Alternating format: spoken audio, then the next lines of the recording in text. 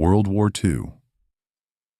The U.S. Army was fighting on multiple fronts: North Africa, Europe, the Pacific. Chaos everywhere, pressure everywhere. Mistakes were costing lives, and in that environment, discipline wasn't optional. It was survival. General George S. Patton understood one simple rule better than almost anyone.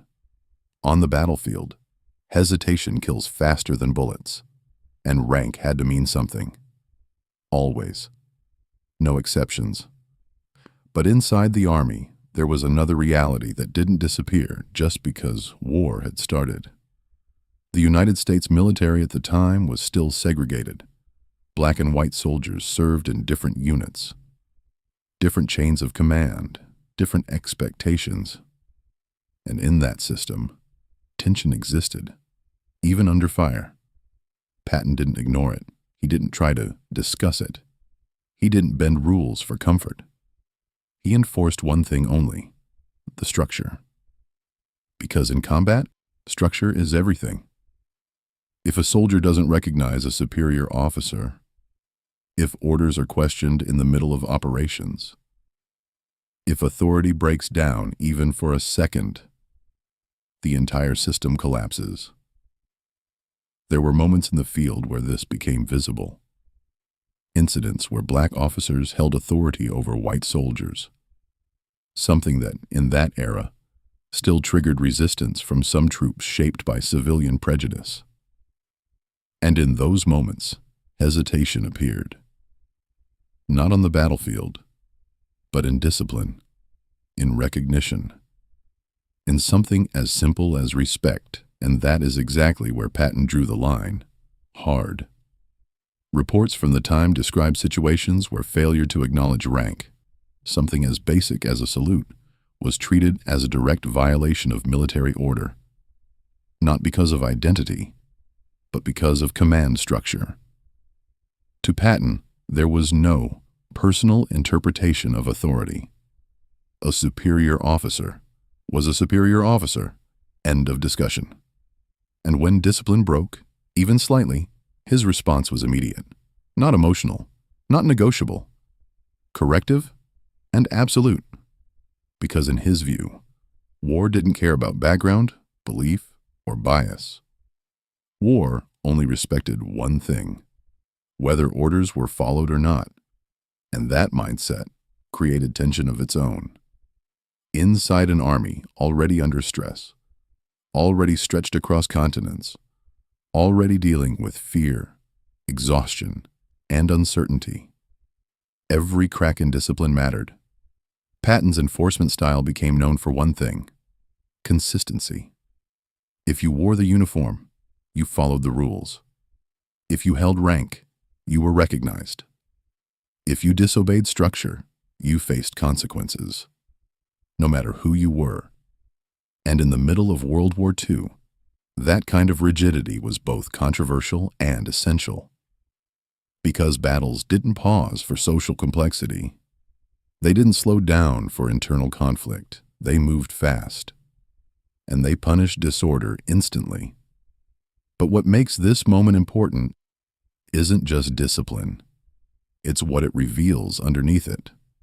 A military trying to function inside a society still divided. A war machine built for unity, operating in a world that wasn't unified yet. And Patton stood right in the center of that contradiction, enforcing order, while the system around him still carried deep fractures. But for him, the mission was simple: keep the army functional, keep the chain of command intact, keep the unit alive, no matter what it took. And that's where the real story begins. Because discipline in war is never just about rules. It's about what happens when those rules are tested under pressure. In war, discipline isn't tested in parades. It's tested when everything is falling apart. By the time American forces were deep into combat operations in North Africa and Europe, the U.S. Army was under constant strain. Supply lines stretched. Units rotated through exhaustion. Combat was unpredictable. And inside that pressure cooker, Even small fractures in discipline became dangerous. General George S. Patton didn't tolerate fractures because he understood something most commanders learn too late. When the chain of command weakens, confusion spreads faster than the enemy. There were moments in the field where authority had to be absolute. A split-second hesitation in acknowledging orders could mean a failed maneuver. A failed maneuver could mean an exposed flank. And an exposed flank could mean mass casualties. In that environment, identity politics didn't matter. Emotions didn't matter. Personal opinions didn't matter. Only structure mattered. But structure is only as strong as the people enforcing it. And in the segregated U.S. Army of W.N. that structure was being tested in ways it wasn't originally designed to handle. Black officers were increasingly present in command roles. White enlisted soldiers were sometimes serving under them. And while the Army's official rule was clear, rank is rank, reality in the field was more complicated. Some soldiers struggled with that reality, not in combat performance, but in recognition, in instinct, in conditioning shaped long before the war, and that's where problems surfaced. Not always loud, not always dramatic. Sometimes just a hesitation, a refusal, a delay in acknowledgement. Small things that in combat become large problems. Patton saw those moments differently than most. He didn't interpret them as social conflict. He interpreted them as operational risk. Because in his world, hesitation wasn't a discussion point. It was a failure, and failure in combat spreads. One soldier hesitates, another questions. A unit slows down, coordination breaks, and suddenly, the enemy has time to react. That's why his response to breakdowns in discipline was immediate, not to punish identity, but to restore function. Fast. In reports from the field, what stood out wasn't emotion, it was consistency. Rank had to be recognized instantly. Orders had to be followed without reinterpretation. Authority had to be visible and uncontested. Because in Patton's view, the battlefield didn't reward fairness debates, it rewarded execution. And when units operated under that expectation, something interesting happened.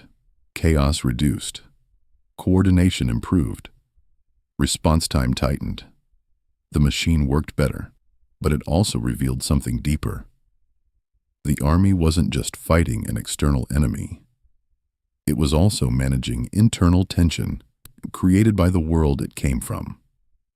And Patton existed right inside that contradiction, trying to maintain absolute order in a system that, outside the battlefield, was still divided and uneven. To him, there was no room for ambiguity in the field, because ambiguity kills. But war has a way of exposing everything at once. And eventually, discipline would be tested not in policy, but in direct confrontation with authority itself. And that's where the most controversial moments in his leadership style begin. By the final years of World War II, the U.S. Army was no longer the same force that entered the conflict. It was larger, stronger, and far more experienced. But it was also carrying the weight of everything it had been through, including the internal tensions that existed before the war and were exposed by it.